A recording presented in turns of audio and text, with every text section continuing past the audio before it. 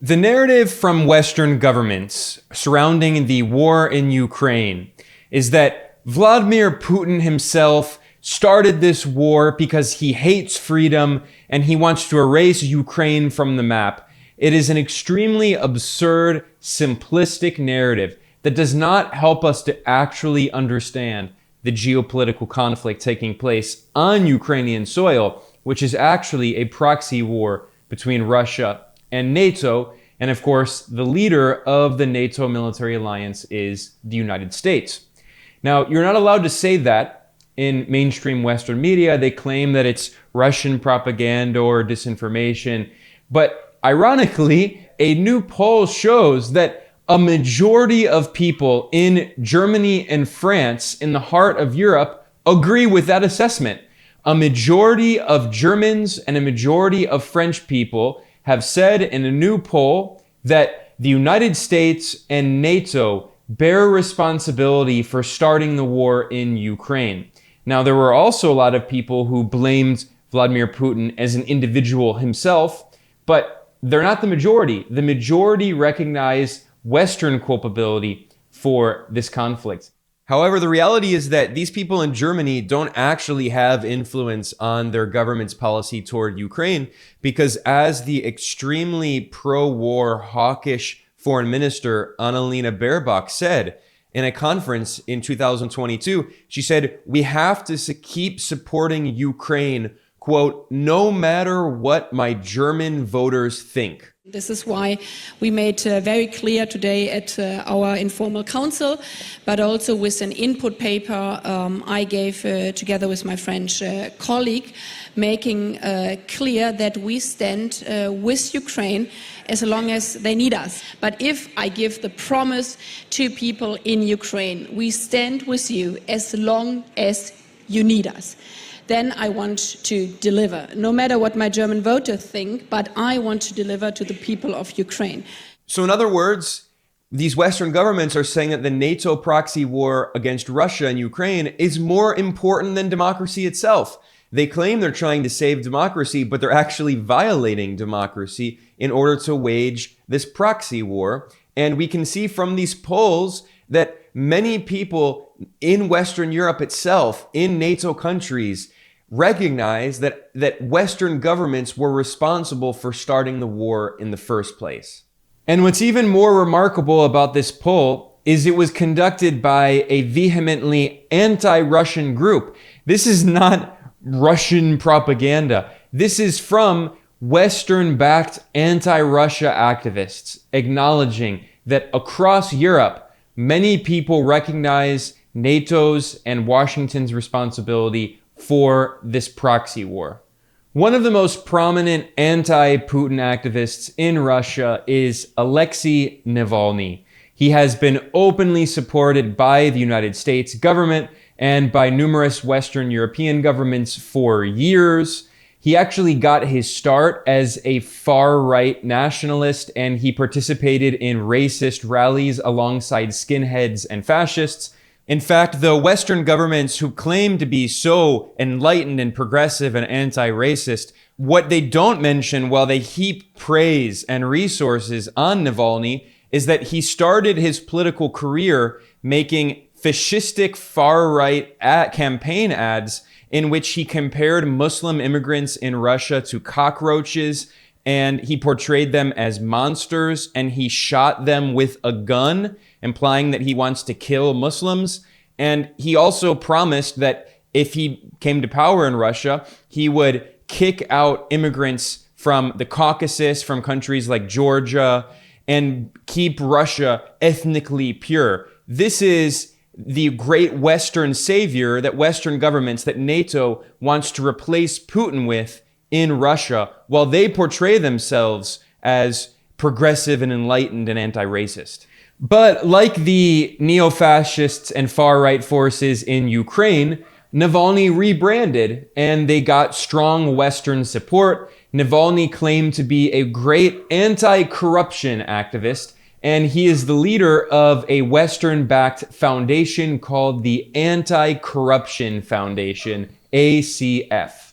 Now, despite their name, the ACF doesn't really actually focus that much on corruption. It is explicitly an anti-Putin opposition group backed by Western governments. And the title at the top of their website says, "Together Against Putin." It has a big photo of Navalny saying the man Putin fears. And then it has a button saying "Defeat Putin." I mean, this group is not in any way subtle. It is explicitly a Western-backed group dedicated to overthrowing the Russian government, but it has anti-corruption in its name. Now, today, Navalny's chief of staff is an anti-Putin activist named Leonid Volkov, and Volkov has long been involved in promoting neoliberal economics, free market economics, and pro-EU politics. He was a longtime chairman of Navalny's Anti-Corruption Foundation until, ironically, he was forced to resign because he was himself shown to be corrupt. He was involved in corruption. So, I mean, the hypocrisy just speaks for itself there. But he did a long Twitter thread on the 15th of August in which he looked at some new polls that were conducted by this anti-Putin activist group, the ACF. Volkov, Navalny's chief of staff, revealed that they are planning a massive international anti-Putin protest on August 20th, and we wanted to figure out if its message would resonate in the two largest EU countries, Germany and France. And he shared a graphic from this protest, and it says, "Putin is a killer." So, I mean, again, this is not subtle at all. The website is Putin-killer.com. Not in any way subtle. These people are not in any way pro-Russian. This extreme bias shows why it's so incredible that they published this poll that showed that a majority of people in Germany and France recognize that the United States and NATO are responsible for the war in Ukraine. In terms of the poll in Germany, 36% of people said the United States is responsible for starting the war in Ukraine. 15% said NATO is responsible. So together, that is 51%. And if you add in Ukraine, 9% said Ukraine is responsible for starting the war. So that's 60% of Germans who say that the US or NATO or Ukraine are responsible for starting the war, whereas 27%, just over 1/4 of Germans, say that Vladimir Putin was responsible for starting the war. In France, which has the second biggest economy in the EU after Germany, the results were even more critical of the Western powers. 43% of people in France say that the United States bears responsibility. 36% said NATO bears responsibility. 19% said Ukraine bears responsibility. And 19% also said that European countries bear responsibility. Now, what's weird about this second poll here of France is that it had multiple choice options. So you wouldn't just pick one option like in the German poll. So the German poll sums to 100%, whereas this poll in France actually sums to more than 100% because certain, French people, when they were taking this poll, they could put multiple answers, not just, the US or Putin or NATO. But the point is that only 40% of people in France blame Vladimir Putin for starting this war in Ukraine. And again, this poll is from an anti-Putin activist who works for Navalny, who is backed by the West. He is Washington's and Brussels' choice to try to replace Putin, to have a regime change operation. And ironically, how did he respond to these polls? Well, he claimed that this is evidence of how successful Putin is in spreading his lies and conspiracy theories in Western Europe. In reality, what this actually shows is how unsuccessful NATO propaganda has been at trying to brainwash everyone in the West and make them believe that this war started on the 24th of February, 2022, because the evil boogeyman, Vladimir Putin, just wanted to kill Ukrainians and destroy great Ukrainian democracy and all of that propaganda. No, the reality is that all around the world, people can see that this is a proxy war that NATO has been waging against Russia going back years. It did not start in 2022. And now, even many people in Western Europe, in the heart of NATO, also recognize that it was NATO itself, the Western imperial powers, that bear significant responsibility for this war. First of all, let's not forget, the war did not begin last year. The war really began in 2014 when the United States sponsored a coup that overthrew Ukraine's democratically elected president, Viktor Yanukovych. Now, Western media outlets constantly claim that Yanukovych was pro-Russian, but in reality, he was neutral. He was geopolitically independent. He didn't want Ukraine to be a Western puppet, but he also didn't want it to be a Russian puppet. But he was overthrown, and this was in the so-called Euromaidan protests that were started in late 2013 because Yanukovych rejected negotiations with the European Union for a trade agreement in which the EU demanded that Ukraine impose neoliberal structural adjustment policies, the kinds of right-wing economic policies that the US-controlled International Monetary Fund, the IMF, and the World Bank constantly impose on countries around the world. Yanukovych said, no, this is not acceptable. And instead, he looked toward Russia for a trade agreement that was more favorable. It's not because he was a Russian puppet. It was because it was a more favorable economic agreement that didn't require him to implement mass privatizations and cut social spending and sell off Ukraine's assets to Western corporations, which, by the way, is exactly what is happening now. Zelensky, the NATO proxy, is selling off Ukraine, and he is ringing the bell in the morning on Wall Street, symbolically, at least virtually, at the New York Stock Exchange, and selling off hundreds of billions of dollars of assets in Ukraine for pennies on the dollar to Western corporations. It is obvious that American business can become the locomotive that will once again push forward global economic growth. We have already managed to attract attention and have cooperation with such giants of the international financial and investment world as BlackRock, JP Morgan, and Goldman Sachs. Such American brands as Starlink or Westinghouse have already become part of our Ukrainian way. And everyone can become a big business by working with Ukraine. In all sectors, we are defending freedom and property.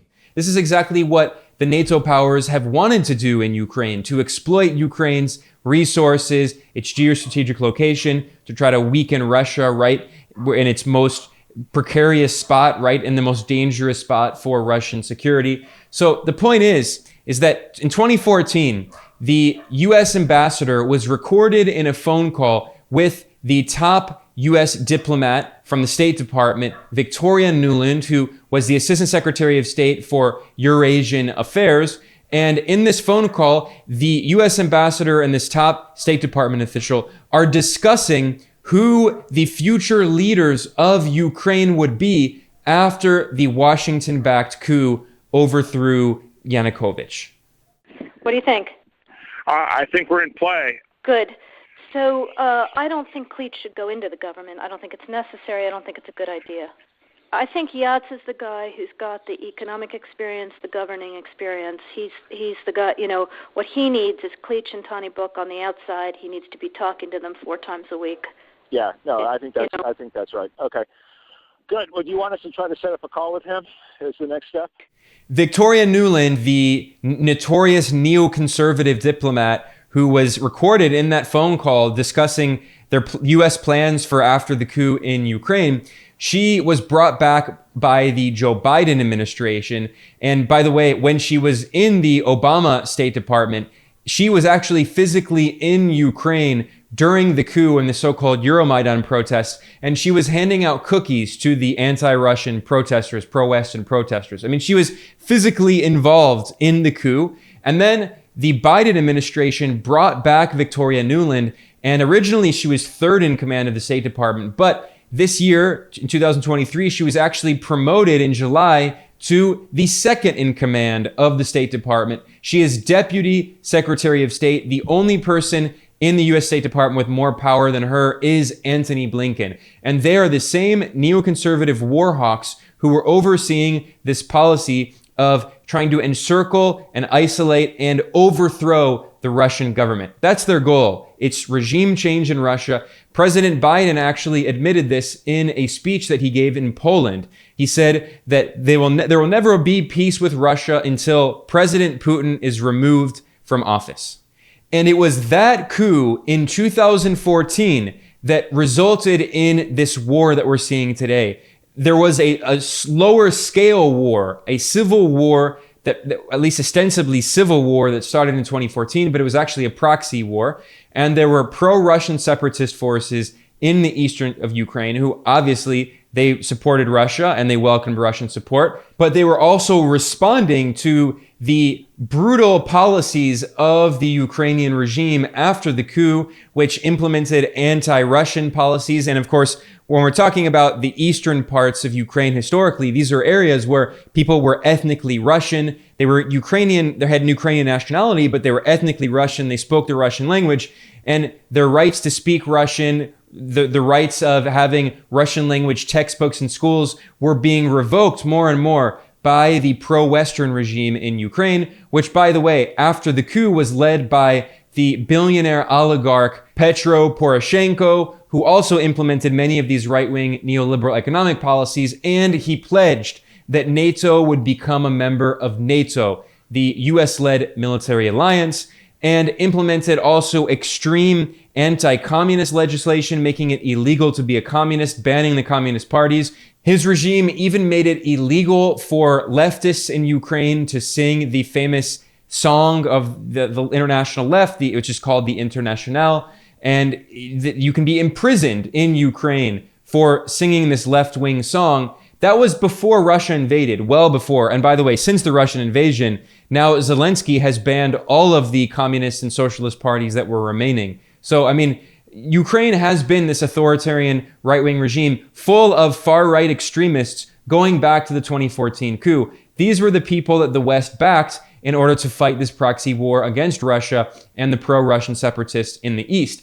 And according to the United Nations, not according to a pro-Russian source, according to the UN, from 2014 until the end of 2021, 2 months before Russia invaded Ukraine, of course, Russia invaded in February of 2022. Before that, from 2014 until the beginning of 2022, 14,000 Ukrainians died in this proxy war that the West was fueling constantly, using these far-right forces to fight against pro-Russian separatists in the eastern part of Ukraine, in the Donbass region. And by the way, according to those UN statistics, the majority of civilian casualties were actually in the Donbass region.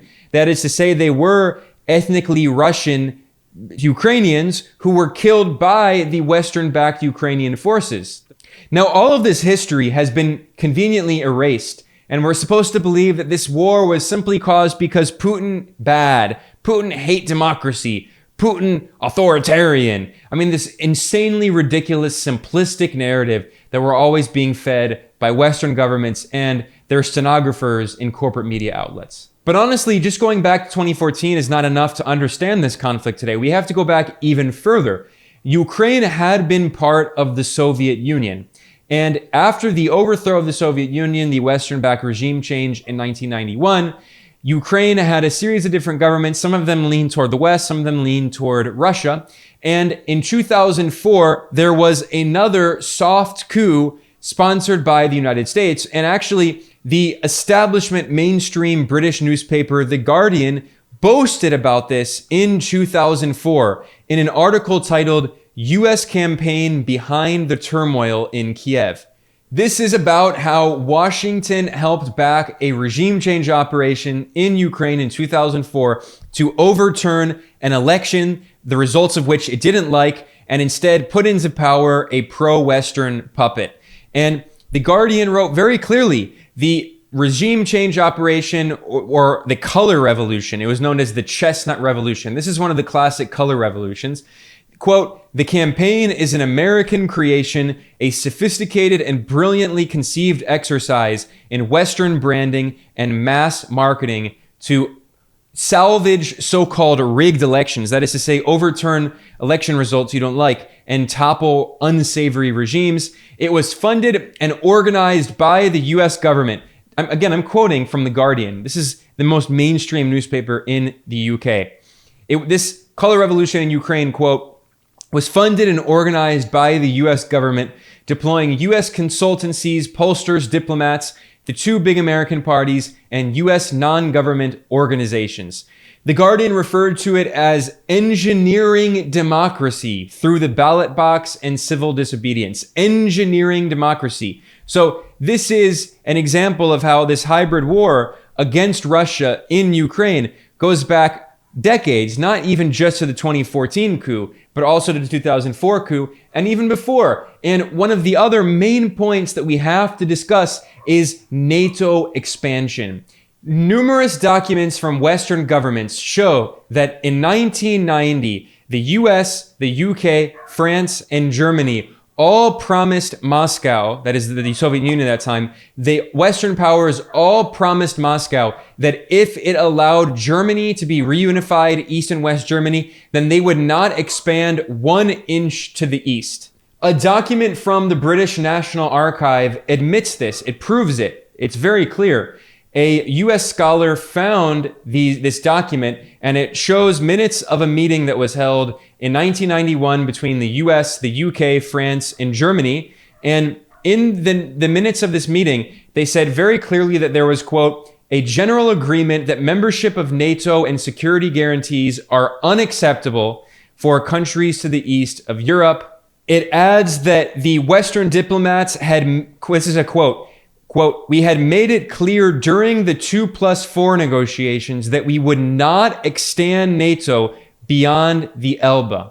The Elbe is, of course, the river that runs through Germany and Central Europe. And when they say they wouldn't expand east, they mean they wouldn't add countries like Poland. And what did they do? They added Poland. They added more than a dozen new countries, all of which were to the east of Germany.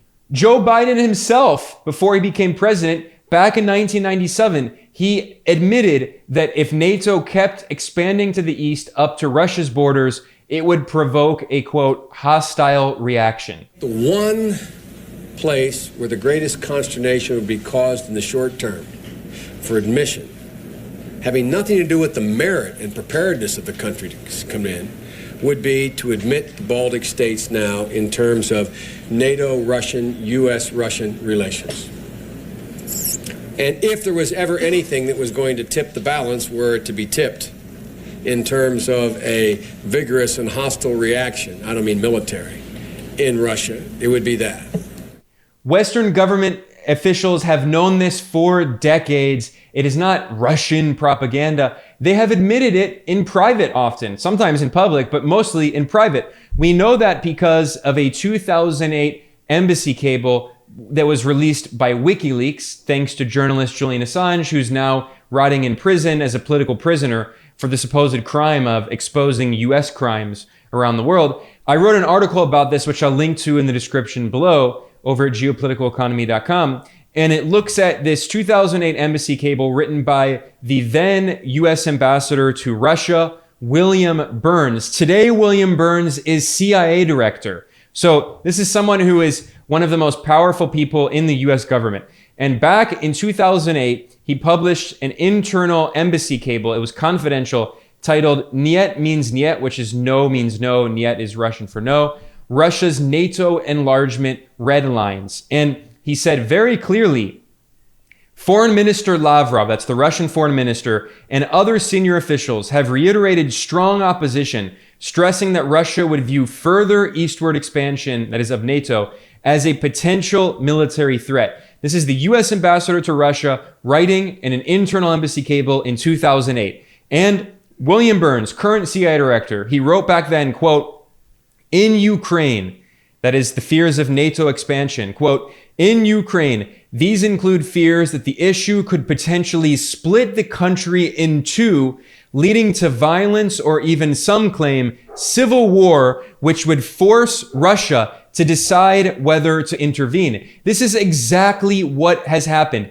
It caused a civil war, and Russia supported the pro-Russian forces, and NATO flooded the country with weapons and caused this war that has been destroying the country of Ukraine. US officials have known this for decades, and yet they continued expanding NATO to surround Russia because that's their goal. Their goal is overthrowing the Russian government and resubordinating Russia like it was in the 1990s, when it was basically a Western puppet run by the alcoholic Boris Yeltsin, who implemented neoliberal capitalist shock therapy. He sold off all of Russia's assets to oligarchs and to Western corporations. That's what the Western capitalist powers want Russia to be. They want it to be a gas station. In fact, it was the notorious neoconservative Republican Senator John McCain from the United States. He famously said that Russia is, quote, a gas station masquerading as a country. That's how these Western imperialists see Russia, as a gas station. They want to exploit, steal its natural resources, and prevent it from challenging their hegemonic dominance over the world. It's really that simple. And this is a bipartisan policy. It's not just the Democrats who are in power in the United States right now. I mean, right now, of course, Biden is flooding Ukraine with weapons, but let's not forget, Donald Trump, his Republican predecessor, sent lethal weapons to Ukraine that even Obama didn't send. Of course, the Obama administration helped oversee the 2014 coup in Ukraine, but Obama refused to send lethal weapons. Instead, he sent so-called non-lethal military equipment, which is, euphemism, to Ukraine. But then Trump came in, and Trump sent lethal weapons to Ukraine. In fact, Trump even boasted to Zelensky. He said that Obama just gave you pillows, whereas I gave you anti-tank weapons. So, I mean, this is completely bipartisan. And ironically, many Democrats tried to portray Trump as a Putin puppet and sympathetic to Putin or whatever. But actually, he voluntarily surrounded himself with neoconservative war hawks like Mike Pompeo, his CIA director turned Secretary of State, like his national security advisor, John Bolton, and they destroyed all of the remaining arms treaties that the United States had with Russia, including the Intermediate Range Nuclear Forces Treaty, the INF. That was destroyed by the Trump administration, including the Open Skies Treaty. That was also destroyed by the Trump administration. So the Trump administration continued this policy that is now being expanded by the Biden administration. And in late 2021, the Russian government sent a series of demands for security guarantees to the United States, the European Union, and NATO, saying, we demand these security guarantees. Ukraine cannot join NATO. Ukraine cannot have nuclear weapons, etc., etc. And what was the response of the Western powers? They all said no. They said, screw you, Russia. We're not going to agree with you on anything. At every single step on the escalation ladder, going back decades, the United States, NATO, and the EU, even before the EU existed, these Western countries have escalated the aggression against Russia, pushing it into a corner, and then it invaded Ukraine, and they act as if it was something they would never have imagined in a million years, and it's all because Putin is a crazy, evil madman. I mean, that's the context that we're never allowed to hear in Western corporate media. But the reality is that many people, even in the heart of NATO, in Germany and France, can see clear, they can see through this propaganda that is constantly fed to us in the corporate press, which just acts as, the propaganda mouthpieces, the water boys for NATO. Despite all of their propaganda, the majority of people in both Germany and France recognize that the United States and NATO bear responsibility for starting this war, which did not begin with the Russian invasion. It goes back many years, and it is NATO principally that is the culprit. That is not so-called Russian disinformation. That is the objective reality, and many leaders across the global South have said this. Many people in countries across the global South have acknowledged this. This is why two former US government officials published an article in Newsweek complaining, quote, nearly 90% of the world is not following us on Ukraine. They point out that 87% of the world's population lives in countries that have refused to back the West in this proxy war on Russia. This is the majority of the world population. These are the people who live in the global South. For them, it's been completely obvious that NATO and the US bear responsibility for this war. And now, even in Western Europe itself, a majority of people, at least in Germany and France, are acknowledging this fact, according to polling done by anti-Putin activists. This is the situation we're in today. It's quite remarkable. With that, I'm going to conclude. I'm Ben Norton. This is Geopolitical Economy Report. I want to thank everyone who joined me. Please subscribe on whatever platform you're watching or listening on. If you're on YouTube, please subscribe and like the video. It helps to promote our reporting in the algorithm. Every video is also available as a podcast. If you're listening, please subscribe to the podcast to get all new episodes. If you want to help sustain the work that we do here, please consider going to geopoliticaleconomy.com/support. There are several ways you can donate. The best way is you can go to patreon.com/geopoliticaleconomy and become a patron, and you'll get access to all of our material and some early access as well. And this is really important because we don't have any institutional support. We don't have any big donors. We're completely independent. We rely entirely on small donations from viewers and listeners like you. So I want to thank everyone for joining me today. I'll see you next time.